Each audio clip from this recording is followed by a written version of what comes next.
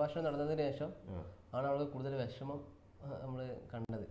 അതായത് മറ്റുള്ളവരെന്തും പറഞ്ഞോട്ടെ, നല്ല അറിവുള്ള പണ്ഡിതന്മാരെ എങ്ങനെ പറയുമ്പോൾ എന്ന നിലക്ക് അവൾ കുറെ കരഞ്ഞു. അത് അന്ന് കരഞ്ഞ് പിറ്റേന്ന് തന്നെ മൂപ്പര് ഇങ്ങോട്ട് ഒന്നും പറയാതെ തന്നെ എന്നെ പൊരുത്തപ്പെടുക ചെയ്ത്. ആ നല്ലൊരു മനസ്സ് മൂപ്പര് കാണിച്ചു.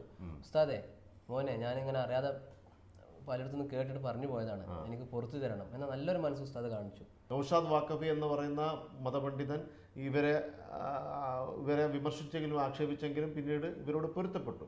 പക്ഷേ അത് ഇവരോട് പൊരുത്തപ്പെട്ടു എന്ന് പറയുന്നത് എനിക്ക് പറയാനുള്ളത് അത് പബ്ലിക്കായിട്ട് തന്നെ അദ്ദേഹം ഉസ്താദ് പറഞ്ഞതോടുകൂടെ ആ ഉസ്താദും പറഞ്ഞല്ലോ എന്ന് മറ്റുള്ളവർക്ക് ഒന്നും കൂടി ഒരു ഊർജം കിട്ടി. അങ്ങനെ ഒന്നും കൂടി അവർ ട്രോളാനും ഒരു കാരണമായല്ലോ.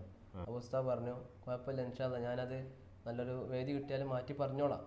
ആ ദിവസം സമദിനെ സംബന്ധിച്ച് ഒരുപാട് കാര്യങ്ങളുണ്ട്. ബന്ധുക്കൾ, സുഹൃത്തുക്കൾ, വിളിച്ചവരൊക്കെ വരുന്നു, അവരെയൊക്കെ കാണണം, അവരെയൊക്കെ സ്വീകരിക്കണം. ഇങ്ങനെ നല്ല തിരക്കിട്ട് ഓടുന്ന സാഹചര്യത്തിൽ ഇപ്പുറത്ത് ഒരു സ്ഥലത്താണ് ഈ മദ്ഹ് നടക്കുന്നത്. ഈ മദ്ഹ് നടക്കുന്ന സമയത്ത് അവിടെ പാട്ട് പാടി അതെല്ലാം കഴിഞ്ഞിട്ട് ഈ അഹമ്മദ് കുട്ടി എന്ന് പറയുന്ന മദ്ഹ് പാടിയ വ്യക്തി ഇദ്ദേഹത്തിനോട് വന്ന് സലാം പറഞ്ഞ് തിരിച്ചു പോകുക. പിന്നെ ഒരു കാര്യം പറയുകയും ചെയ്തു, ഞാൻ നിന്നെ എടാന്ന് വിളിച്ചതില്ലേ. ഞാനവിടെ പുറത്ത് നിൽക്കായിരുന്നു.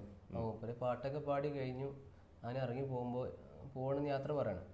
ആ ടൈമിൽ എന്നോട് പിന്നെ സമസ്ത ഞാൻ ഇങ്ങനെ പാടിയപ്പോൾ എടാന്നുള്ളൊരു പ്രയോഗം വന്നിട്ടുണ്ട്, അപ്പോൾ എനിക്ക് പൊരുത്തപ്പെട്ടായിരുന്നു. അപ്പോൾ എനിക്ക് മനസ്സിലായിട്ടില്ല, കാരണം ഞാൻ കേട്ടിട്ടില്ലല്ലോ.